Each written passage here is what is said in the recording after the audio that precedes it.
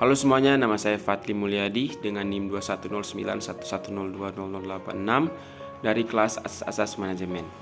Pada kesempatan ini saya akan memaparkan materi-materi yang sudah kita pelajari dalam pertemuan-pertemuan sebelumnya, yaitu hakikat manajemen, perkembangan pemikiran manajemen dan lingkungan manajerial, pemecahan masalah dan pengambilan keputusan, dan yang terakhir perencanaan. Baiklah, pada saat ini saja kita masuk pada materi yang pertama, yaitu hakikat manajemen. Manajemen merupakan bagian terpenting dari keseluruhan kegiatan organisasi. Dalam manajemen dianggap sebagai reformis dalam memperbarui persyaratan-persyaratan kerja, kondisi kerja, standar kerja. Memberi batasan manajemen sebagai seni dan ilmu dalam perencanaan, pengorganisasian, pengarahan, pemotivasian, dan pengendalian terhadap orang serta mekanisme kerja untuk mencapai tujuan. Selain itu, dalam manajemen juga memperhatikan prinsip-prinsip pembagian kerja dalam suatu organisasi. Pembagian kerja yaitu informasi tertulis yang menguraikan tugas dan tanggung jawab, kondisi pekerjaan, hubungan pekerjaan, dan aspek-aspek pekerjaan pada suatu jabatan tertentu dalam organisasi. Dan pada saat ini kita akan mencari tahu apa definisi dari manajemen dan manajer. Kata manajemen berasal dari bahasa Prancis kuno, manajemen, yang berarti seni, melaksanakan, dan mengatur. Istilah manajemen juga berasal dari kata management dalam bahasa Inggris yang berasal dari kata to dan manage yang artinya mengurus atau tata laksana. Sedangkan manajer adalah seorang pegawai di suatu perusahaan yang bertugas mengkoordinasi berbagai kegiatan dari para pegawai perusahaan. Kegiatan para pegawai perusahaan perlu untuk dikoordinir agar para pegawai dapat bekerja dengan baik. Pekerjaan yang dilakukan dengan baik tentu akan membuat perusahaan bisa mencapai sasaran dengan tepat. Seorang pemimpin di suatu perusahaan seringkali dikaitkan dengan kepemimpinan. Pada suatu perusahaan, umumnya seorang pemimpin merupakan orang yang memiliki keterampilan untuk memimpin sebuah organisasi. Dalam hal ini, yang dimaksud dengan organisasi adalah sekumpulan orang di suatu perusahaan yang saling bekerja sama untuk mencapai satu tujuan. Tujuan yang dimaksud adalah tujuan perusahaan, misalnya seperti meningkatnya omset, penjualan dan perluasan bisnis atau tujuan lainnya. Fungsi-fungsi dari manajemen ada 10 fungsi, yaitu yang pertama forecasting. Adalah kegiatan meramalkan, memproyeksikan atau mengadakan taksiran terhadap berbagai kemungkinan yang akan terjadi sebelum suatu rencana yang lebih pasti dapat dilakukan. Yang kedua planning, termasuk budgeting, yaitu perencanaan ialah penentuan serangkaian tindakan untuk mencapai suatu hasil yang diinginkan. Yang ketiga organizing, adalah keseluruhan aktivitas manajemen dalam mengelompokkan orang-orang serta penetapan tugas fungsi, wewenang serta tanggung jawab masing-masing. Yang keempat, staffing atau assembling resources merupakan salah satu fungsi manajemen berupa penyusunan personalia pada suatu organisasi sejak dari merekrut tenaga kerja, pengembangannya sampai dengan usaha agar setiap petugas memberi daya guna maksimal kepada organisasi. Yang kelima, directing atau commanding, ialah berfungsi untuk mengkoordinasi kegiatan berbagai unsur organisasi agar dapat efektif tertuju kepada realisasi tujuan yang ditetapkan sebelumnya. Yang ketujuh, coordinating, yakni berfungsi untuk melakukan berbagai kegiatan agar tidak terjadi kekacauan, percekcokan, kekosongan kegiatan dengan jalan menghubung-hubungkan, menyatu padukan, dan menyelaraskan pekerjaan-pekerjaan bawahan. Yang ke-8, motivating, yaitu fungsinya berupa pemberian inspirasi, penyemangat, dan dorongan kepada bawahan agar bawahan dapat melakukan kegiatan secara sukarela dan sesuai apa yang dikehendaki oleh atasan tersebut. Yang ke-9 adalah controlling, yaitu berfungsi mengadakan penilaian dan sekaligus bila perlu mengadakan koreksi sebagai apa saja yang sedang dilakukan bawahan dapat diarahkan ke jalan yang benar dengan maksud tercapai tujuan yang sudah digariskan semula. Dan yang terakhir yaitu ke-10, reporting, merupakan salah satu dari fungsi manajemen berupa penyampaian perkembangan atau hasil kegiatan. Jadi dapat disimpulkan, hakikat manajemen adalah proses pemberian bimbingan, pimpinan pengaturan, pengendalian, dan pemberian fasilitas lainnya. Manajemen merupakan suatu kegiatan yang memiliki target dan tujuan dengan menggunakan perencanaan, pengarahan, serta pengorganisasian dalam mencapai tujuan tersebut. Dan yang terakhir, kita masuk pada materi yang kedua sekarang, yaitu perkembangan pemikiran manajemen dan lingkungan manajerial. Seperti yang kita ketahui, ilmu manajemen berkembang terus hingga saat ini. Ilmu manajemen memberikan pemahaman kepada kita tentang pendekatan ataupun tata cara penting dalam meneliti, menganalisis dan memecahkan masalah-masalah yang berkaitan dengan manajer. Manajer memegang otoritas sebagai penentu berkembangnya suatu lembaga atau perusahaan. Kedudukannya sangat strategis karena hubungan secara langsung dengan pengambilan keputusan dan kebijaksanaan yang ditetapkan untuk dilaksanakan secara operasional oleh seluruh bawahannya. Yang pertama yaitu perkembangan pemikiran manajemen klasik.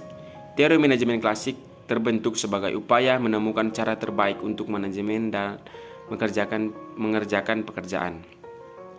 Aliran manajemen klasik yaitu Classical School of Management terdiri atas dua cabang yaitu aliran saintifik klasik dan aliran administrasi klasik. Yang kedua yaitu perkembangan pemikiran manajemen neoklasik. Pada umumnya, teori atau aliran ini muncul akibat dari adanya banyak kekurangan dan lemahnya teori klasik. Teori neoklasik menanamkan anggapan bahwa manusia itu adalah makhluk sosial yang sangat perlu menyatakan ambisi dan yang menjadi tujuan hidupnya. Para tokoh yang mengembangkan teori ini menyatakan bahwa hakikat organisasi adalah kerjasama antar individu dan pengaktualisasiannya. Manajemen dapat bekerja secara efisien dan tetap hidup jika tujuan organisasi dan kebutuhan perorangan yang bekerja dijaga dengan baik. Teori neoklasik mendefinisikan organisasi sebagai sekelompok orang yang saling berhubungan untuk mencapai suatu tujuan bersama. Dalam teori neoklasik, manajemen lebih menekankan pentingnya aspek psikologis dan sosial karyawan sebagai individu yang bekerja sama untuk mencapai tujuan tertentu. Yang ketiga, perkembangan pemikiran manajemen modern. Ilmu manajemen mulai berkembang diawali dengan teori klasik kemudian disusul dengan teori neoklasik. Lalu seiring perkembangan kebutuhan yang serba cepat, praktis dan efisien, muncul teori baru yaitu teori manajemen modern yang lebih menekankan pada aliran kuantitatif dan merupakan gabungan dari operation research dan management science. Yang keempat, pemikiran manajemen postmodern. Postmodern adalah organisasi dimulai dari generasi milenium ketiga, menunjukkan relik yang menurun usia tahun 1500 sampai tahun 2000. Semua permasalahan itu harus sudah diselesaikan atas dasar pengetahuan, goal rasional dan tindakan yang ideal. Menurut Max Weber, rasul dari birokrasi, prediksi yang sudah pada awal tahun dari abad ke-20, orang yang terperangkap di dalam kandang besi yang disebut rasionalitas, di mana organisasi yang modern dan birokrasi yang menekankan perbedaan antara berpikir dan bertindak dengan tujuan efisiensi dan peringkat hasil. Ketatnya distribusi kerja harus ditindaklanjuti oleh supervisor. Hanya ada satu cara yang dapat diterima untuk melakukan pekerjaan yang ditetapkan oleh supervisor atau seorang ahli. Dan kita masuk pada lingkungan manajerial. Yang pertama, lingkungan internal. Lingkungan internal berasal dari dalam organisasi dan dimensinya langsung memengaruhi kerja seorang manajer, termasuk ke dalam dimensi budaya organisasi, teknologi produksi, struktur organisasi, dan fasilitas fisik. Yang kedua, lingkungan eksternal. Lingkungan eksternal adalah elemen yang di luar batas organisasi yang punya potensi memengaruhi perilaku organisasi dan manajerialnya. Yang ketiga, lingkungan global adalah faktor-faktor yang mempengaruhi kemampuan perusahaan untuk melakukan bisnis global, untuk menjual barang dan jasa guna mencapai tujuan perusahaan. Lingkungan global adalah organisasi yang beroperasi dan bersaing tidak hanya di domestik, tetapi di negara di seluruh dunia. Bisnis global adalah kegiatan atau aktivitas pemenuhan kebutuhan dengan membeli dan menjual barang dan jasa dari atau ke negara yang berbeda. Yang keempat, lingkungan manajerial kultural. Sesuai dengan Peraturan Menteri Pendayagunaan Aparatur Negara dan Informasi, Birokrasi Nomor 38 Tahun 2017, kompetensi sosial kultural merupakan pengetahuan, keterampilan, dan sikap atau perilaku terkait dengan pengalaman berinteraksi dengan masyarakat majemuk.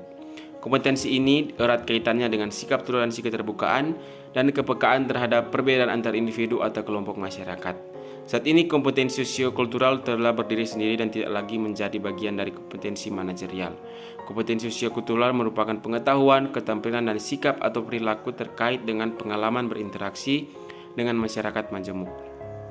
Lebih lanjut, ia menerangkan bahwa dengan tersebarnya unit vertikal Kementerian Keuangan di seluruh wilayah Indonesia, kompetensi sosiokultural menjadi sebuah kompetensi wajib bagi dimiliki seluruh ASN.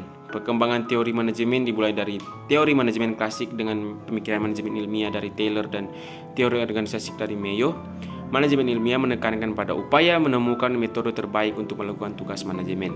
Secara ilmiah, organisasi yang kompleks yang memfokuskan pada upaya menetapkan dan menerapkan prinsip dan keterampilan yang mendasari manajemen yang efektif.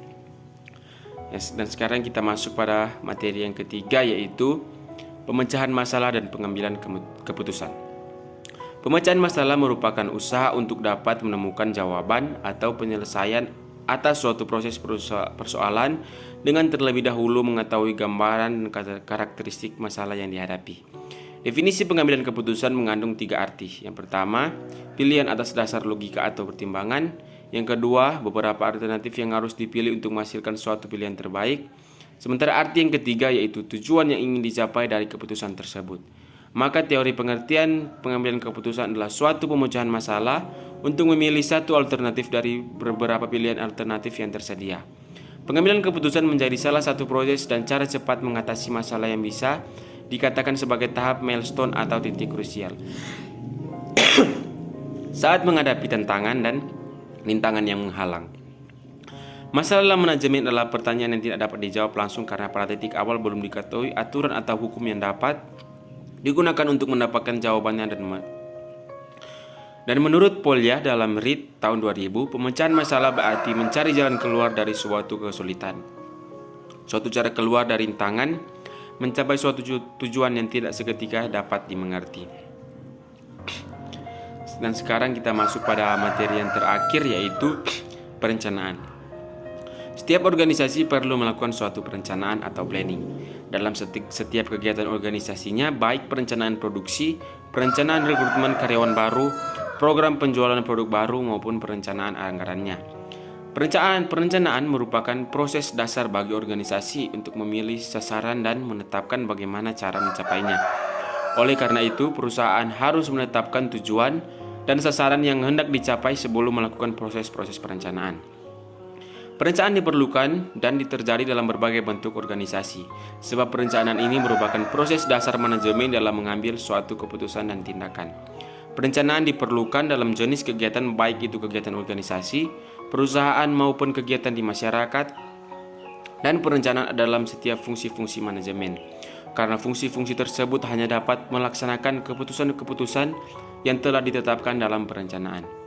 Perencanaan merupakan tahapan paling penting dari suatu fungsi manajemen, terutama dalam menghadapi lingkungan eksternal yang berubah dinamis. Dalam era globalisasi ini, perencanaan harus lebih mengandalkan prosedur yang rasional dan sistematis dan bukan hanya pada intuisi dan firasat. Dalam perencanaan terdiri dari macam-macam perencanaan, yaitu perencanaan organisasi dan perencanaan kontingensi. Perencanaan organisasi terbagi menjadi 3, yaitu perencanaan strategis, taktis, dan operasional. Adapun kerangka waktu dalam perencanaan organisasi yaitu sebagai berikut: rencana jangka panjang, jangka menengah, dan jangka pendek. Suatu perencanaan juga terdapat berbagai hambatan dalam penetapan tujuan. Hambatan tersebut antara lain tujuan yang tidak tepat, sistem penghargaan yang tidak tepat, penolakan terhadap perubahan, dan keterbatasan. Perencanaan sangat dikaitkan dengan pengambilan keputusan. Pengambilan keputusan tidaklah mudah, dibutuhkan berbagai alasan-alasan yang bisa menentukan keputusan tersebut. Dalam merencanakan suatu keputusan, semua harus berorientasi ke arah yang bisa menguntungkan satu sama lain dan harus melihat kekurangan-kekurangan yang akan diputuskan. Demikianlah materi-materi yang bisa saya paparkan dalam video ini yang sudah kita pelajari sebelumnya. Sekali lagi saya minta maaf jika ada salah kata dan terima kasih.